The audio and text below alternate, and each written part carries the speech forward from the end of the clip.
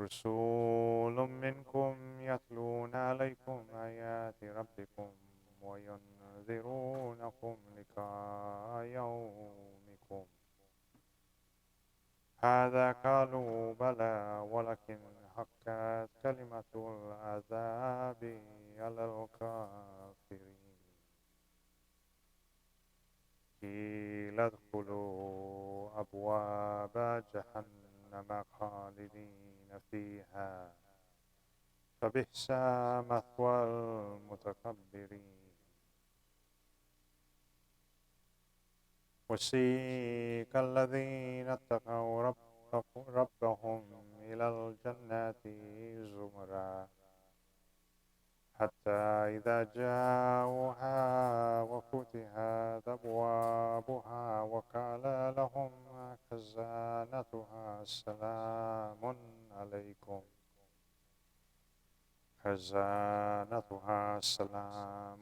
عليكم طبتم فادخلوها خالدين.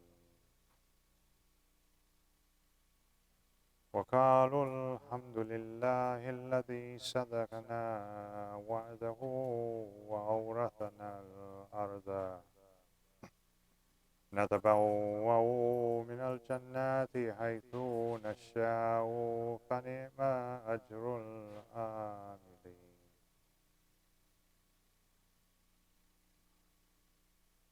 وترى الملائكة حافين من حول العرش يسبحون بحمد ربهم وقضي بينهم بالحق وقيل الحمد لله رب العالمين.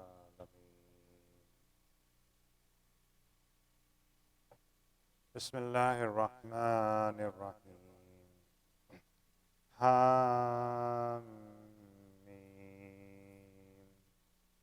تنزيل الكتاب من الله العزيز العليم غافر الذنب وقبيل التوب شديد العقاب ذي الطول لا إله إلا هو إليه المصير. ما يجادل في آيات الله إلا الذين كفروا فلا يغرق آيات الله إلا الذين كفروا فلا يغررك تقلبهم في البلاد. كذبت قبلهم قوم نوح والأحزاب من بعدهم فهمت كل أمة برسولهم ليأخذوه وجادلوا بالباطل ليدحضوا به الحق فأخذتهم فكيف كان عقاب. وكذلك حقت كلمات ربك على الذين كفروا أنهم أصحاب النار الذين يحملون العرش ومن حوله يسبحون بحمد ربهم ويؤمنون به ويستغفرون للذين آمنوا ربنا وسعت كل شيء رحمة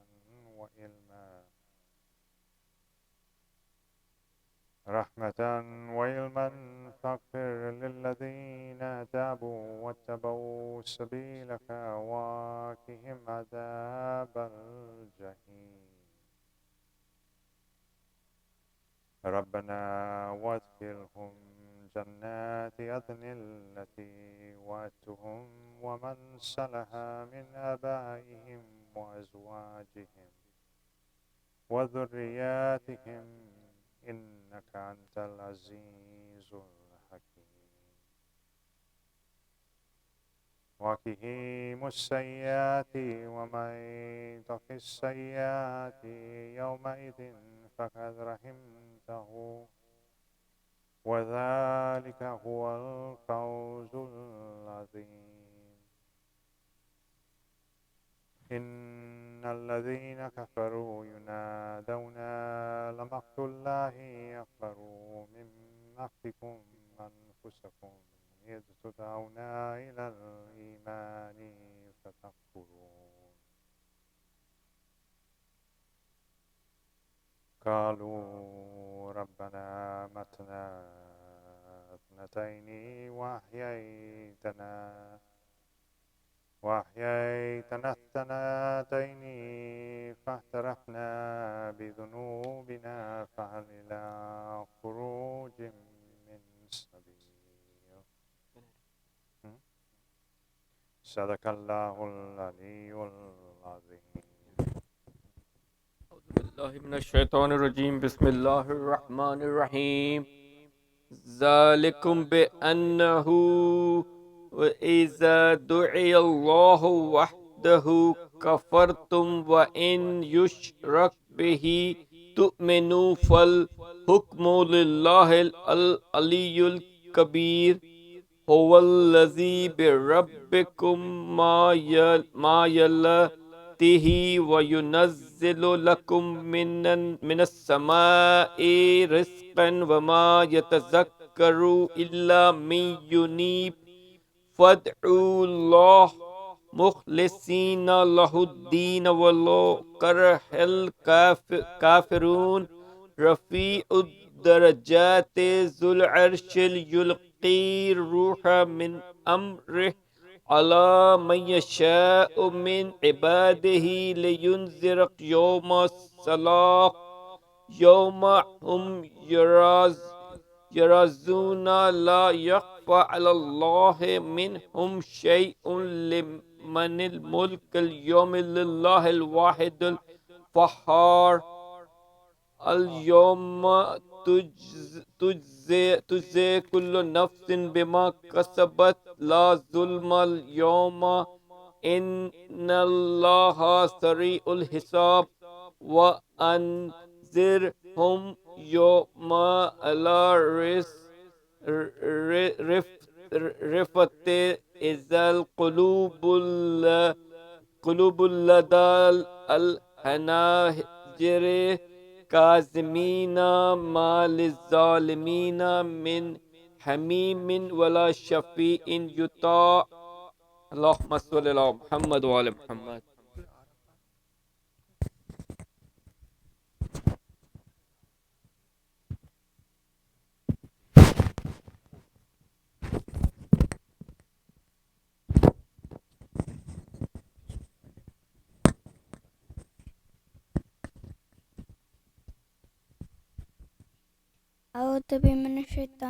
أعوذ بالله من الشيطان الرجيم بسم الله الرحمن الرحيم يعلم كائنات الأعين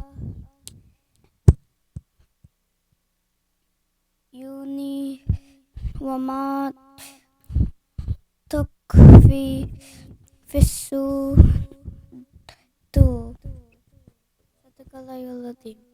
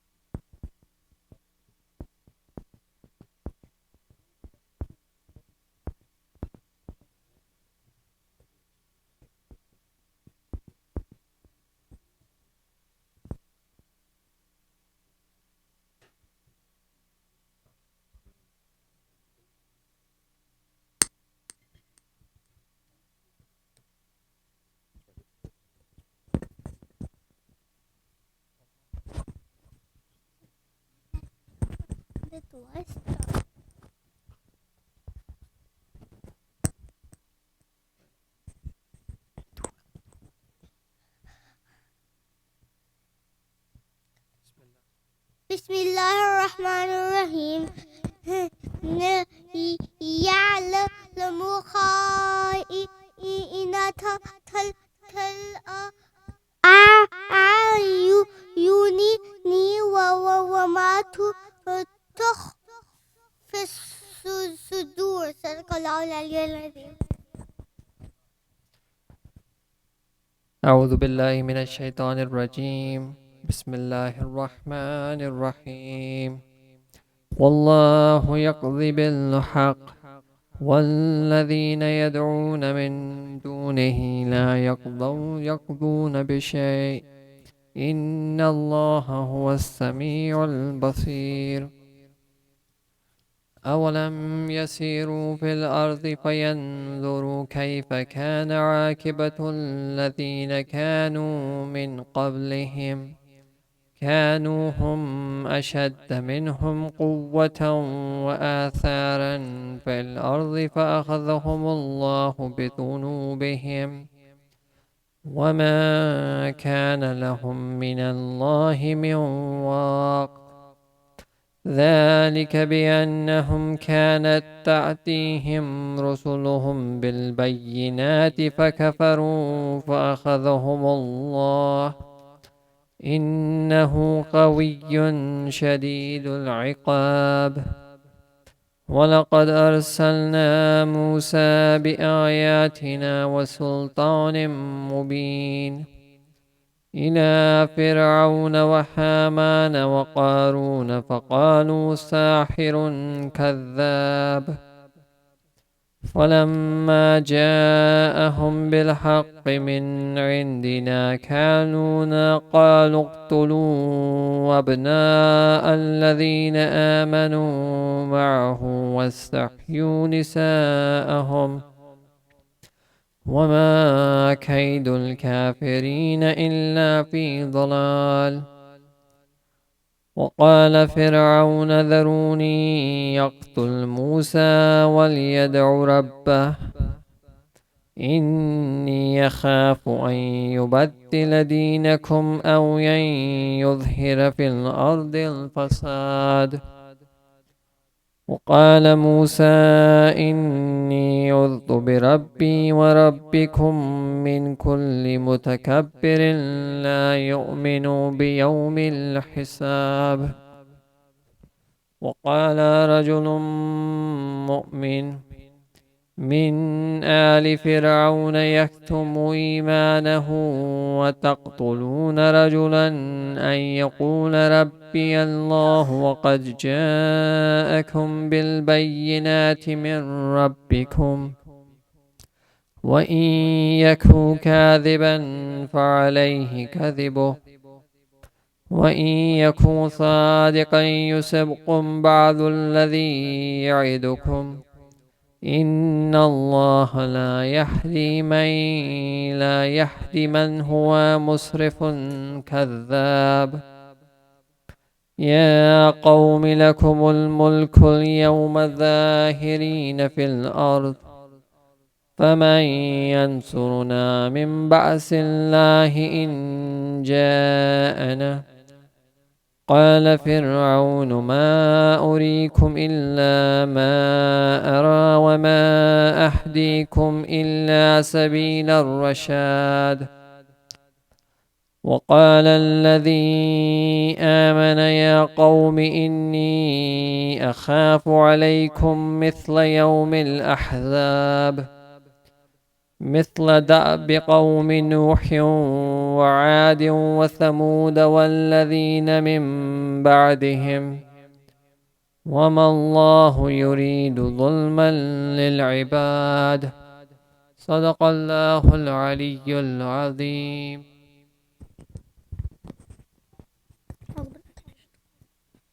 ويا قوم إني أخاف عليكم يوم التناد يوم تولون مدبرين ما لكم من الله من عاصم. ومن يضلل الله فما له من هاد. ولقد جاءكم يوسف من قبل بالبينات فما زلتم في شك مما جاءكم به حتى إذا هلك قلتم لن يبعث يبعث الله من بعده رسولا كذلك يضل الله من هو مسرف مرتاب الذين يجادلون في آيات الله بغير سلطان أتاهم كبور مقتا عند الله وعند الذين آمنوا كذلك يطبع الله على كل قلب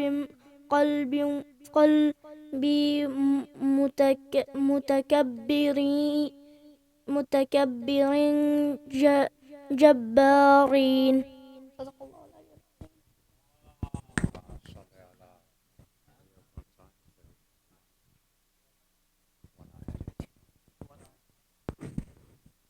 وقال فرعون يا هامان ابن لي صرحا لعلي أبلغ الأسباب.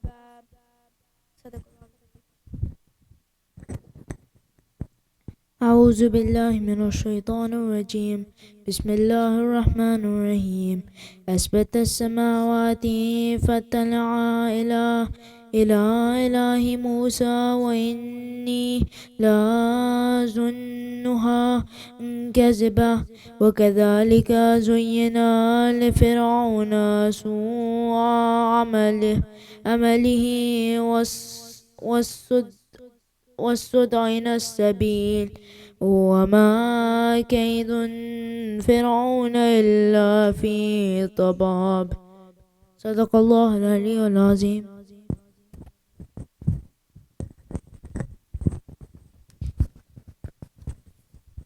أعوذ بالله من الشيطان الرجيم. وقال الذي آمن يا قوم اتبعوني أهدكم سبيل الرشاد. يا قوم إنما هذه الحياة الدنيا متاع وإن الآخرة هي دار القرار. من عمل سيئات فلا يجزى إلا مثلها ومن عمل صالحا من ذكر أو أنثى وهو مؤمن فأولئك يدخلون الجنة يرزقون فيها بغير حساب. ويا قوم ما لي أدعوكم إلى النجاة وتدعونني إلى النار. صدق الله.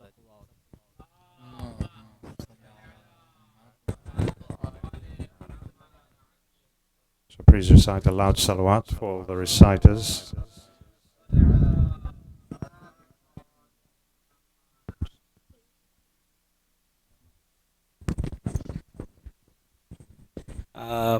We're going to start the speech, inshallah, right away. I'd like to invite the Maulana to address the MOMIN, inshallah. Bar Muhammad wa ali Muhammad, salawat.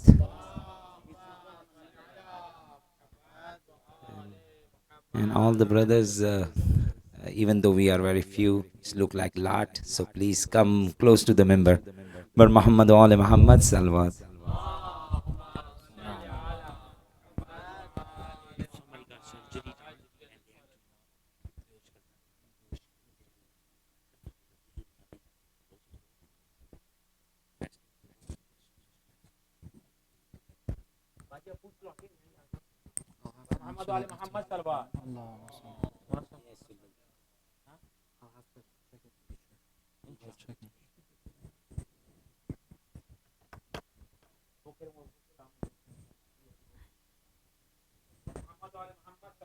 اللهم صل على محمد. بسم الله الرحمن الرحيم. الحمد والثناء لله رب العالمين بارئ الخلائق أجمعين باعث الأنبياء والمرسلين، ثم الصلاة والسلام على سيدنا ونبينا وحبيب قلوبنا وطبيب نفوسنا وشفيع ذنوبنا أبي القاسم المصطفى محمد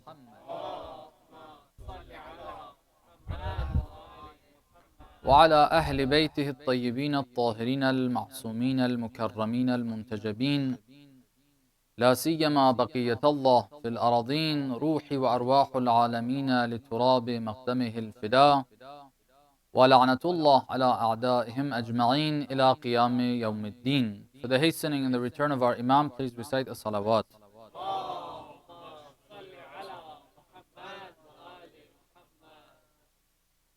Over the course of these nights, we've tried to cover part of the very important era of the Khilafah and the government of Amir al-Mu'mineen, to try to learn from what happened during his lifetime after the demise of the Holy Prophet, so we can apply that to our lives today and make use of this month, the month of Ramadan, the month of self-purification, the month of Tawbah, to make use of this month to, inshallah, change those issues, those same problems that exist within us to a lesser or greater extent, that are very similar to the problems that we see the people during the time of Amir al-Mu'mineen had. These are not problems that are limited to a people of that time. One mistake that we make, and I've heard this over and over again, is that we, for our own comfort, decide to look at that part of history and attribute the actions, attribute the wrongdoings, the wrong decisions, following the wrong people, not following the right people, attribute that to a certain people of a particular city, just to ease things for ourselves. To say, yes, the people of Kufa were like this, the people of Kufa were like that. Somehow thinking that the people of Kufa are innately, or by birth, at birth, they have these problems. This is not the case. If we look at history in that way, the problem we will have is that we're actually not going to benefit from it. The more we study it, we just look at it as mistakes that they made that doesn't apply to us. But when we look at it and we realize that actually that's not the case, I've said this to people, and it's good to hear it every now and then. The fact is, out of all the believers that you have at the time of Amir al-Mu'mineen, within the Muslim empire, the only ones that come forth and support Amir al-Mu'mineen are the people of Kufa. Others don't even come and support. Some people, I've heard them say this, whether it's with regards to the time of Amir al-Mu'mineen or Imam al-Mujtaba or Imam al-Hussein, salamullah alayhi.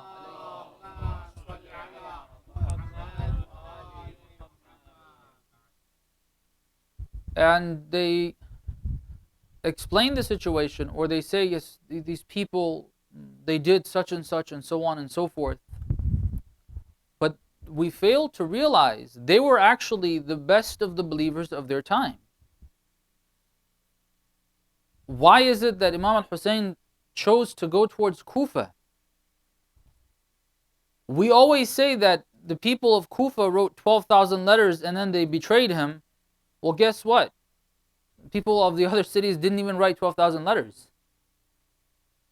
They didn't even ask the Imam to go. When the Imam went to Mecca from Imam al-Hussein, from Medina, he went to Mecca for the few months that he was there until the 9th of Dhul Hijjah. Nobody came and said, oh, we are the people of Yemen, come, we'll support you. They didn't come and say, we are the people of Sham, come, we'll support you. They didn't come and say, we're people of Khurasan, come, we'll support you. It was the people of Kufa that came and said, we're going to support you. So actually, they're the best of the believers at that time. And they failed. That makes it a lot more serious for us when we look at it in that way. So, we've been trying to look at the problems, the issues, and we want to make use of the month of Ramadan to change things in ourselves and hopefully in our families and in our communities. One of the elements that led to what we see happening during the time of Amir al-Mu'mineen and the people not following through with his instructions is something that we very clearly laid out and we tried to explain. And that was ittiba'ul hawa wa tulul amal. The combination of these two. Following desires and one's thought process, the direction in their life, instead of looking at the akhirah, they forget the akhirah, they just start having a lot of wishes about this dunya. So the direction is no longer God, it's no longer the hereafter, it's no longer the rewards that God gives in the hereafter, but rather it is something that's in this dunya. When that becomes your direction, even if you are doing the wajibat and muharramat temporarily, you're doing it with the objective of acquiring something in this dunya. That actually becomes extremely dangerous. Religion becomes a means of obtaining the dunya in that case. If what you're looking at, what your goal is, what your objective is the dunya, you don't look at the akhirah. If you are following the wajibat and the rules of muharramat, and your objective is this dunya, then you're actually going to be starting to make use of religion and the religious instructions for the betterment of your dunya. And wherever it stands in the way of you obtaining the benefit of the dunya, you're going to start deviating from that. That's why the combination of those was mentioned. Ittiba'ul hawa, tulul amal. This was one problem. We mentioned it explicitly. We tried to explain how this gradually came into becoming a social problem that Amir al-Mu'mineen had to deal with. This was the fertile grounds for the problems arising during the time of Amir al-Mu'mineen. But it wasn't the only problem. It wasn't the only problem. But it is something that led to other problems. This was the cause of everything else.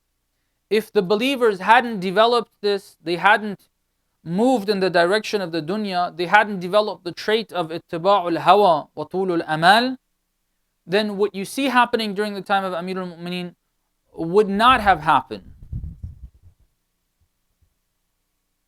I hope to remember to go back to that hadith that we mentioned yesterday, a particular passage of it. The words of the Imam explicitly say this. And it is because this is such an important factor in the problems that came up at the time of Amir al-Mu'mineen that we spent so much time talking about that. And we really, really, really have to try our best to try to get rid of this problem in ourselves. And this is the best month to try to do this. Try to change that in ourselves, in our families, in our communities, inshallah. Some of the other elements were, we said that the people have got to be classified into two categories. There was two ways we did this. One of the ways we did this is the following. Some of the people in the community of believers, amongst Muslimin, in the ummah of Islam, which form the majority of the believers, unfortunately, they suffer from the problem of not having insight into what's going on. Not making decisions based on understanding. This is what we mean by insight. People who have insight are people who will not make decisions without fully understanding. this guy saying this, the other guy saying that, is not going to cause them to take stances and make a decision, especially on important matters related to the community or related to the Muslim ummah at large. Hearsay, this guy saying this, the other guy saying that, that's not something that's going to cause them to make decisions.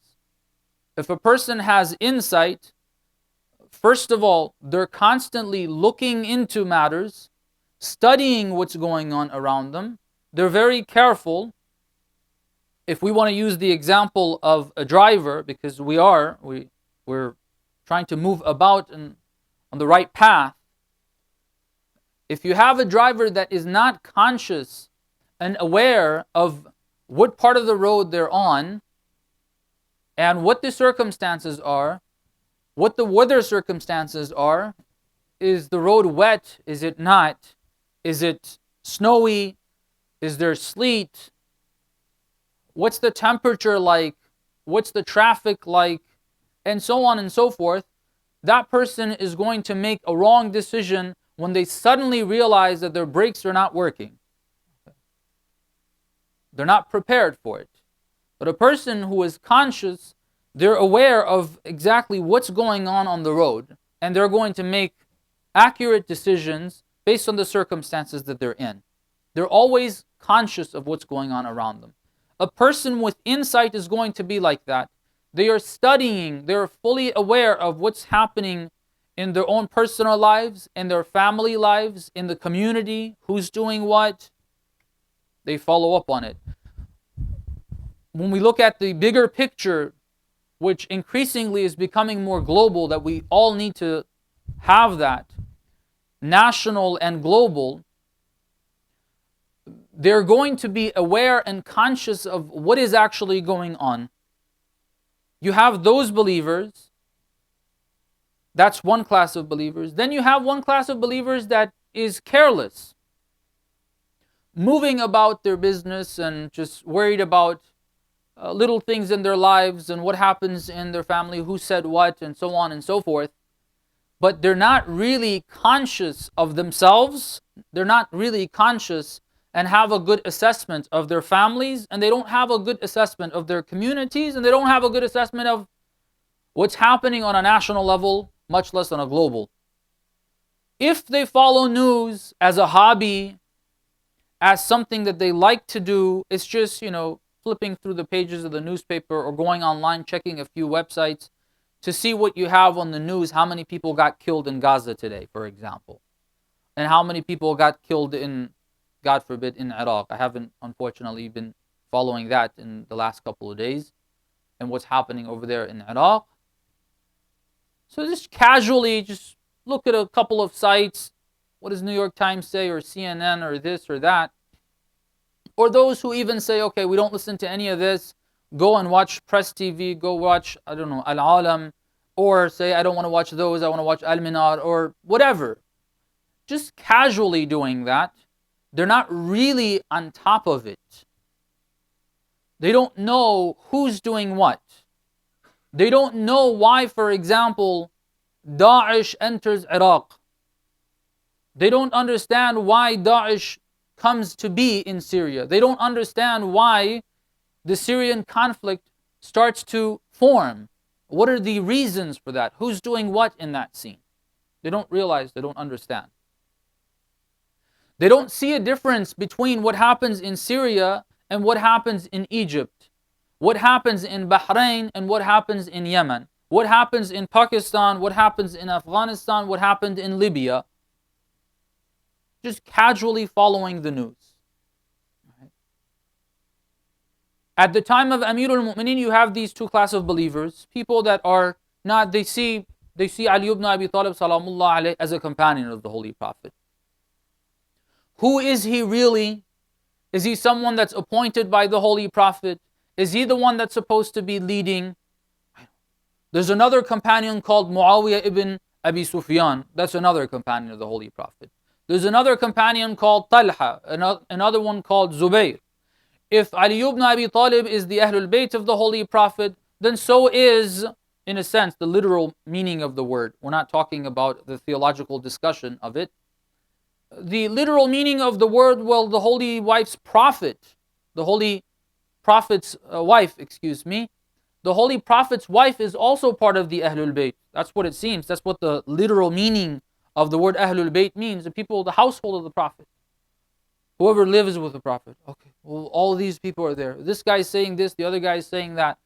Who's really being truthful here? Because they haven't really followed it up, now that there's a conflict, they're not able to distinguish. They're not on top of things. They just suddenly see what's going on. Why do we have to kill each other? Why do believers have to kill each other?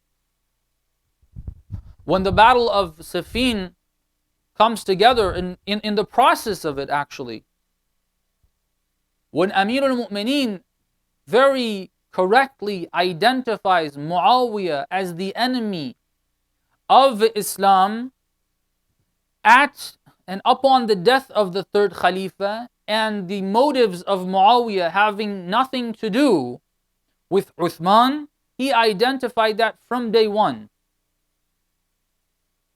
It wasn't the matter of allowing Muawiyah to lead over Sham for a temporary period of time. That would only make sense if Muawiyah is just simply wanting to have Sham. Amir al-Mu'mineen correctly identified that no, Muawiyah wants the whole thing. He wants the entire Muslim empire. He doesn't want just Sham. If he just wanted Sham, yes, Amir al-Mu'mineen had certain governors. He allowed them to continue and remain as governors of certain regions. These governors were appointed by the third Khalifa. He didn't change them temporarily. But Muawiyah isn't like that. Muawiyah's motives are to take over the whole country. He's the enemy of Amir al-Mu'mineen. He's the enemy of Islam. He wants to have himself rule over this country, the Muslim empire. Amir al-Mu'mineen correctly identified that. People didn't identify that. They said, well, let him rule for a while there. Then when he started writing his letters to Muawiyah, and Muawiyah started claiming that this is the reason why we're doing this is because of the third Khalifa being killed, and we need to bring the killers to justice, and so on and so forth. Many things happen. We don't have time really to go over all the details, what the letters were like. One of the tactics, for example, that Muawiyah used, he knew that Amir al-Mu'mineen did not agree with the Khilafah of even the first two Khulafa. That was something Muawiyah knew, because obviously he was there. He knew about Ghadir, he knew about the conflict between Amir al-Mu'mineen and the first two Khulafa, but the majority of people didn't know. They were not knowledgeable of that. What Muawiyah tried to do was he tried to play on and to get Amir al-Mu'mineen to take stances against the first two Khalifas, which the people actually thought of as very good believers. They thought them to be very good believers. They thought them to be very good rulers. They thought them to be very competent rulers. They didn't think of the second Khalifa or the first Khalifa as being terrible people. Muawiyah wanted to get Amir al-Mu'mineen to say something against the first two Khalifas to cause people to say, wait a second, what's going on here? And these people that admired the first two Khalifa, the followers of Amir al-Mu'mineen, would stop following Amir al-Mu'mineen. He did many things. That's one of the tactics. One of the other tactics was to create confusion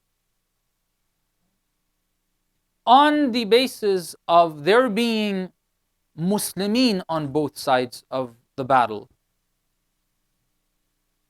In all the battles that Amir al-Mu'mineen fought, both parties, both sides of the conflict were Muslimin. These are more difficult battles. If you look at today's context, we have a similar situation. Of course, there's a lot of similarities, and I wish believers would really look at that and see the similarities and try to identify what's actually going on. If we look at the Muslim Ummah, the Muslim nation, One of the mistakes, let me say this right now, one of the mistakes we make is that in our minds we don't believe in a Muslim ummah that consists of anything other than Shia. Or if we're not Shia, the majority of us would be considering the Muslim ummah to exclude Shias. Both of those are incorrect. The ummah of the Holy Prophet includes all Muslimin. It includes all Muslimin. Amir al-Mu'mineen has said this, the Holy Prophet has said this, the rest of the Imams have said this. That's a discussion that can go on. Part of the Muslim Ummah, both parts of the Muslim Ummah are confused currently. On what? On the issue of Daesh. The Muslim Ummah is confused. How so? Some of the Ahlul Sunnah, some of them, and I hope they're very small in number, think that what Daesh or other terrorist organizations and groups that are fighting in Syria are actually Islamic jihadists and they're actually doing very well. Killing who? Killing other believers, but they are Shia or supported by the Shia. Whether it's the Islamic Republic or the Shia movement in Lebanon, resistance in Lebanon, people that are getting killed by these terrorist organizations are also believers. Those believers, the Muslimin that are not Shia, are confused. They think that they need to support that, and they think that Hezbollah in Lebanon or the Islamic Republic of Iran is against Sunnis in that conflict in Syria. And now it has extended to Iraq. And if you look at the media, that's something that they're constantly pumping into the media so that we look at it and we feel that that is the case. And the reverse is happening for the Shia. The Shia are starting to think that why should we consider Ahlus Sunnah as part of the Ummah? No, we need to go fight them. These are Sunnis. Sunnis are doing this to our brothers in Bahrain. Sunnis are doing this to our brothers and sisters in Syria. Zainabiyya is being attacked by Sunnis. And now Daesh, who's coming into Iraq, is Sunnis. Not only are they Sunnis, they are also Palestinians. Some of them are Palestinians, they say. So why should we care about the Palestinians? Why should we care about this? Why should we care about that? The tactic of confusion that was used by Muawiyah at that time is being used today as well. The Muslim Ummah, there's a lot of confusion in it. Muawiyah used that tactic as well. He caused people in Kufa, the Qurra, the students of Ibn Mas'ud, who were reciters of the Quran, people that understood the Quran a little more than others, people who had studied a bit of tafsir. Ibn Mas'ud is actually one of the companions of the Holy Prophet. So he taught the people, a number of the people in Kufa, the Quran. What Muawiyah did, he caused confusion and he caused these Qurra to come to Amir al-Mu'mineen and to tell him, Ya Ali, they actually explicitly said this, that we're confused here. We don't know if you're right or Muawiyah is right. We can't pick sides. So allow us, we don't want to be part of this conflict. Send us to the borders where the Muslimin are fighting kuffar. We would like to fight the kuffar. We don't want to fight the Muslimin. There was a lot of confusion. Before the incident of the Battle of Siffin, when Amir al-Mu'mineen was trying to gather the troops, confusion was created. When Amir al-Mu'mineen got there, still, this is a serious conflict between Amir al-Mu'mineen and Muawiyah.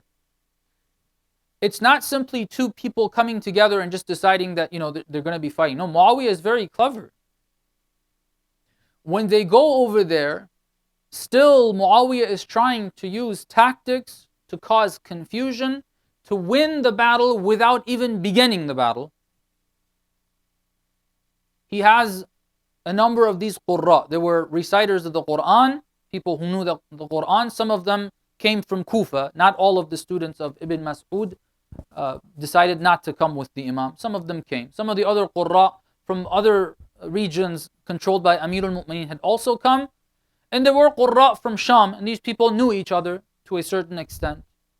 They said, well, let's try to resolve this issue. Why fight? Why bloodshed? Both sides are Muslimin. Let's try to resolve this. See, their mentality is, their thought process is that this is simply a conflict between two believers. There's a misunderstanding. Let's try to resolve this issue. They didn't realize that, no, this is not a matter of misunderstanding.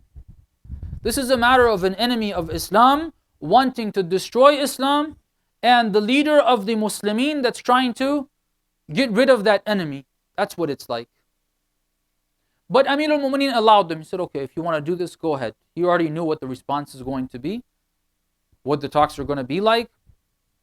They went back and forth. They went to Muawiyah. Why do you want to do this? He said, they need to bring the killers to justice. Amir al-Mu'mineen explains to them, Muawiyah is lost for words. He doesn't have a response. He doesn't have anything to get back on that argument of bringing the killers of Uthman to justice. He brings up another excuse. Amir al-Mu'mineen responds to that one. He brings another excuse. He doesn't say, look, the enemy is not going to come and say, look, we want to get rid of Islam. They're not going to come and tell you, we want to destroy the mu'mineen. They're not going to come and tell you, we want your oil. They're not going to do that. They're going to come and say, we want to bring you democracy. Right? That's how they're going to come forth. They're not going to come and tell you, we want your oil. We want the natural resources. We want to control the world. They're going to come and tell you, no, we're worried about what's going on here, weapons of mass destruction, democracy, so on and so forth. Muawiyah, similarly. He wasn't going to come and say, look, it doesn't matter what you guys say. Unless Amir al-Mu'mineen steps down, or Ali ibn Abi Talib steps down, this battle is going to kick off. He's not going to come and say that. This continued, this idea of causing confusion. Amir al-Mu'mineen kept having to clarify. One of the other things some of you may have heard, when Ammar ibn Yasir was fighting alongside Amir al-Mu'mineen against Muawiyah, some of the companions remembered a hadith that the Holy Prophet had mentioned. He said that there will be a fight in which Ammar ibn Yasir is on one side and there's another party fighting against them. Whichever party it is that Ammar is fighting against is the party of batil, they are wrong, and the one who Ammar has joined are the right people, the real believers.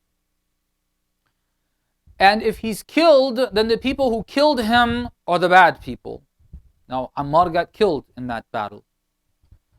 So they started saying, oh, see, Amir al-Mu'mineen's people said, it's clear, the saying of the Holy Prophet, these are the people that are testifying. The companions of the Holy Prophet that were on Muawiyah's side, they also heard that. They testified to it. But Muawiyah tried to flip the meaning of it and said, oh, we're not the cause of his death. Ali caused the death. He came and started fighting us. We didn't cause his death.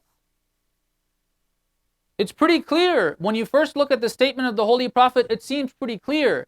But when you twist it, then people start getting confused. Which people? The people that do not have that insight. Okay.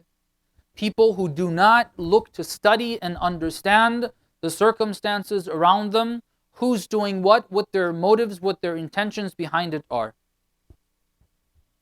So this is the second problem that happened or existed at that time.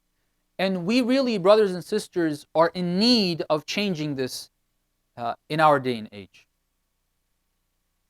We are in serious need of it. It might not seem to you or to many believers that this subject of having insight into what's going on in the world around you, whether it's locally here in Dallas, locally here in MOMIN Center, in even going further down to your family, we don't think that understanding the circumstances locally and nationwide and globally is something that is related to spirituality, something related to the tawbah that is mentioned in the month of Ramadan.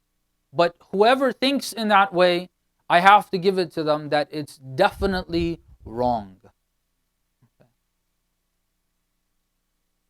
Amirul Mu'mineen is telling all of us followers of the Ahlul Bayt that the only people that will be able to be with the party of the Ahlul Bayt are Ahlul Basar was Sabr, people that have that insight and people that have patience. Okay. It's related to this month, brothers and sisters. We have to make the intention of changing that. We have to become people that are fully aware of what is actually happening. It will take time. If we haven't developed that up to this point, which the majority, I can't really have a clear judgment of the specific community members here in MOMIN, but I can say that the majority of believers worldwide are confused. When I hear that the question of confusion with regards to the Zionist aggression that's happening right now, and the day of Quds, and people thinking, why should we go and support the Palestinians against the Zionist regime, it's clear to me that we have a lot of shortcomings in this area. It should be clear to us who the Zionist entity is, why it is that before even the revolution, Imam Khomeini said, this is something we need to fight against. A lot of us don't know this. Before the beginning of the movement led by Imam Khomeini in the Iranian calendar 1342, it really started kicking off. Before that, Imam Khomeini was bringing awareness to the people against the Zionist regime. The Iranian regime prior to the Islamic Revolution was the biggest supporter of the Zionist regime in the Middle East. If you see the Saudis right now being the main supporters, before the revolution, it was actually the Shah's government that was the biggest supporter of the Zionist regime. Imam Khomeini realized that what was happening in the Muslim Ummah, the cause of it behind the scenes is the Zionist entity, the Zionist network of evil that I think what I can say about it is that this country that they have fabricated, they call it Israel, this is the tip of the iceberg, brothers and sisters. The Zionist entity is not the country that is referred to as Israel. The Zionist entity is spread out throughout the world. And what they are doing, whether it's Daesh in Iraq, Daesh in Syria, it is Assisi in Egypt, or what happens in Libya, the Al Khalifa government in Bahrain, or what happens, the drones in Pakistan, all of this is part of the global network of Zionists that are causing all of it and having their puppets do things. People should be clear of that. People should be aware of that. We should have, it's been over 30 years that our ulama have been telling us this. After 30 years, still we have issues with understanding this. The matter of not having insight, brothers and sisters, was one of the major elements that caused what happened during the time of Amir al-Mu'minin. If it wasn't for this,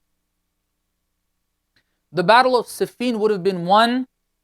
You've heard the stories. Malik al-Ashtar was right by the tents of Muawiyah. When you hear that, it's painful. I don't know if we're able to really feel what it's like. A battle that was victorious. Muawiyah was getting ready to escape, and Malik al-Ashtar would have followed him and finished him off. That battle was lost. Why? Because of the lack of insight.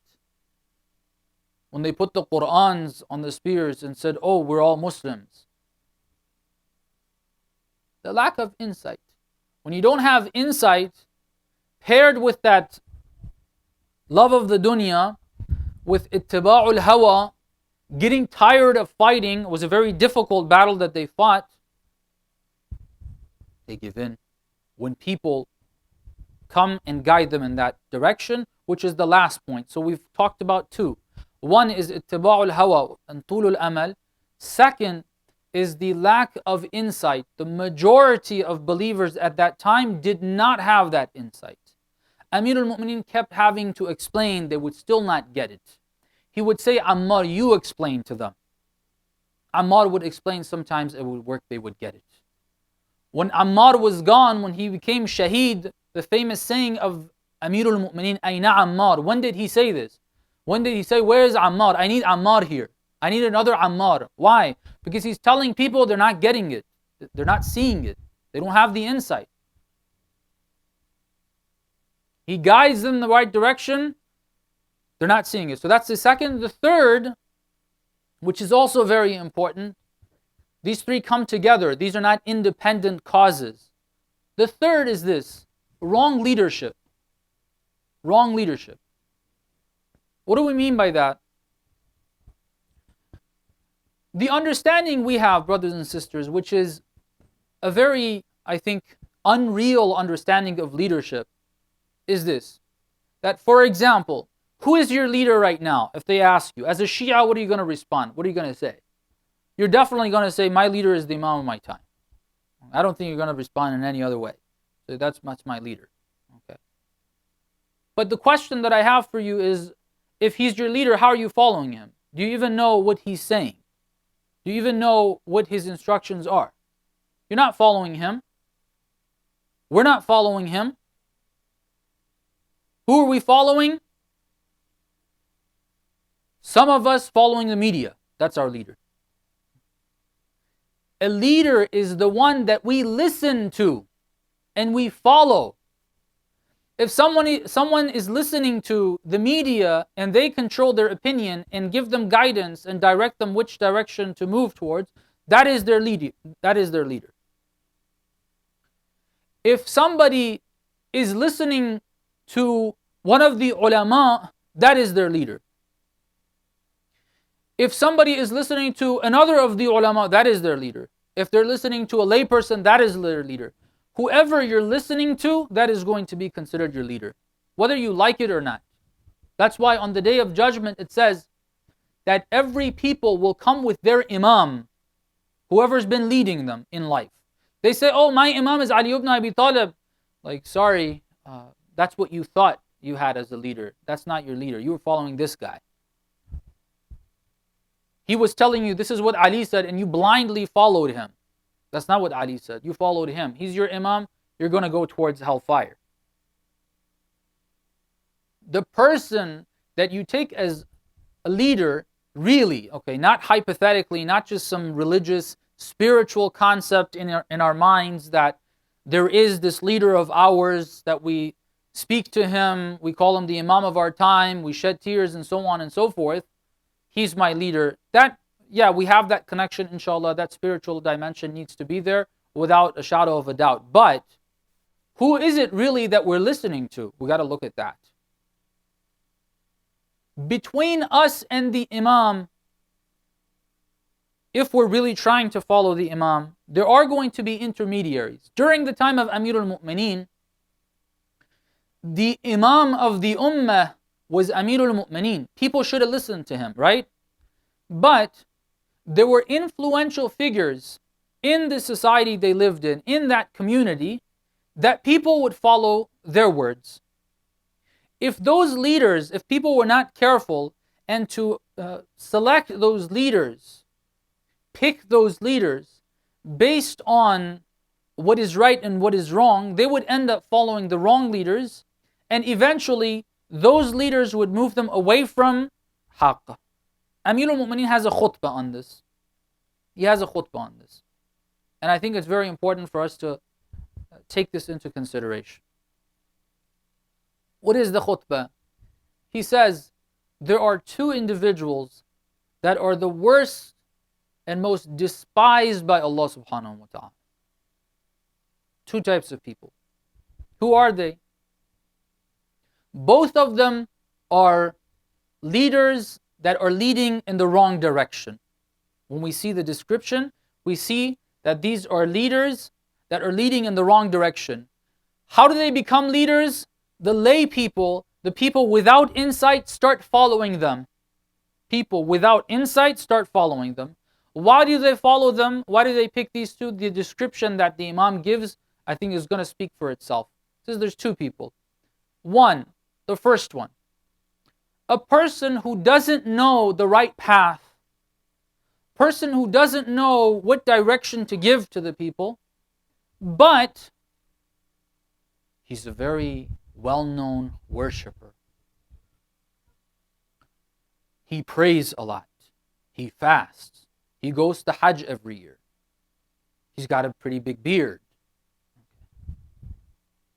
He tries to act in a way where he looks humble. He appears to be humble. A person who doesn't know what haqq and batil is, why do the people listen to him? Because of the image that he has as a very pious person. If a person develops that type of an image in the community that they are living in, naturally you are going to have some of the people without that insight gravitate to that person. Okay. People like religiosity. If we are religious people, we like to be with people that are worshippers, people who are praying, people who are fasting, people who are going for Hajj. We like that. There's nothing wrong with that. But them being the ones that start directing us one way or the other, becoming our leaders, that's one. We got to be careful of that. We have to be careful that there will be people, we are going to start following them simply because the religious image they have. And they'll be moving in the wrong direction,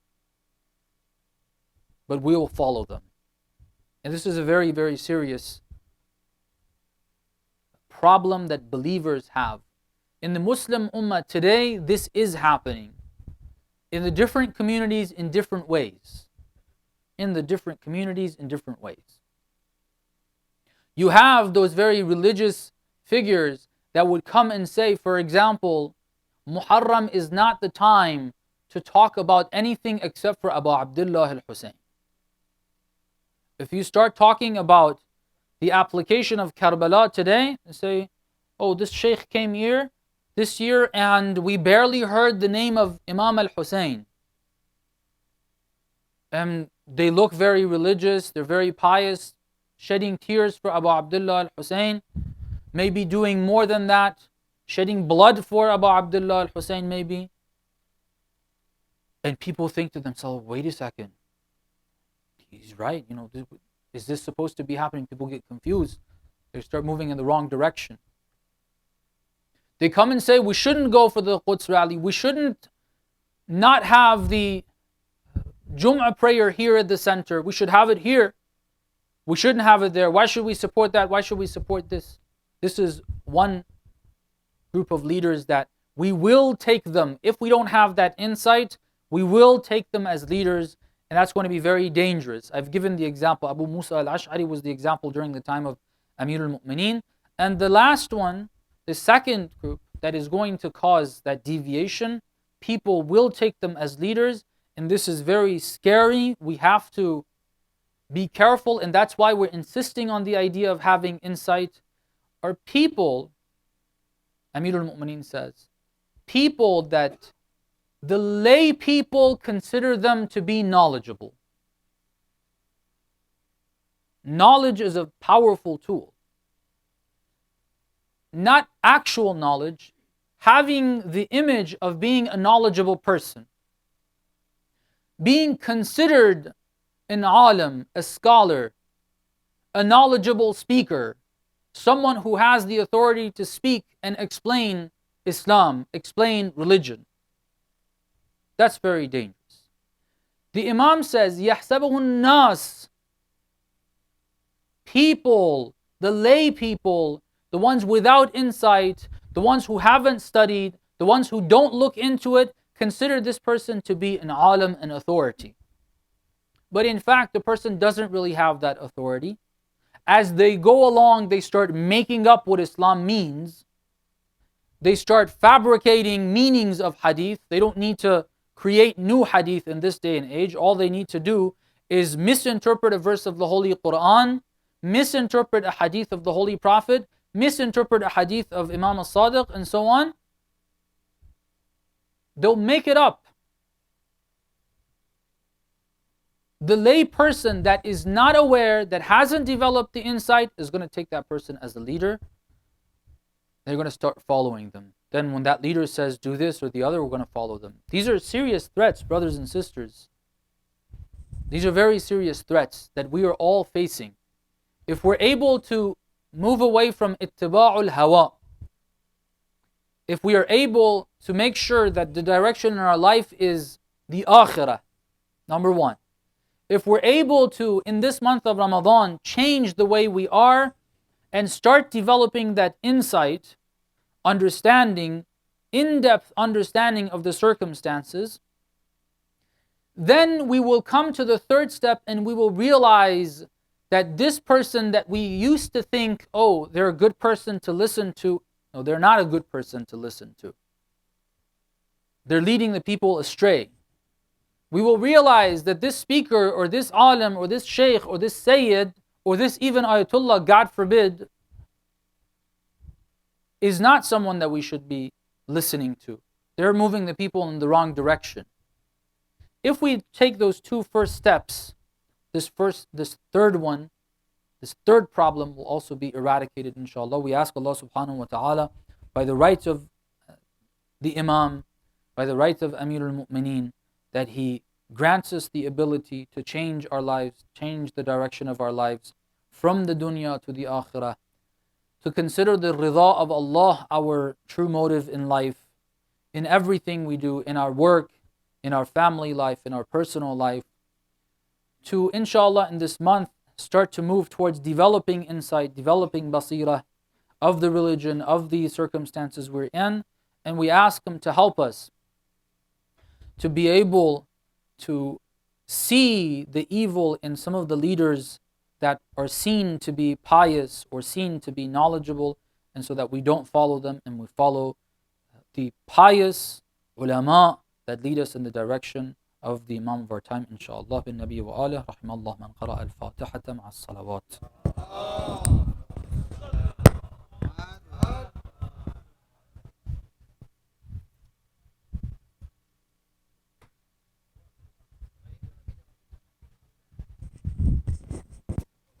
Jazakallah Maulana, please recite a loud salawat.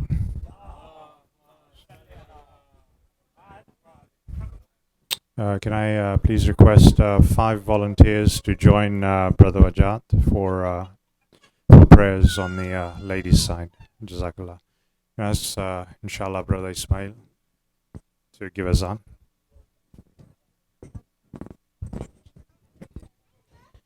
أعوذ بالله من الشيطان اللعين الرجيم إن الله وملائكته يصلون على النبي يا أيها الذين آمنوا صلوا عليه وسلموا تسليما اللهم صل على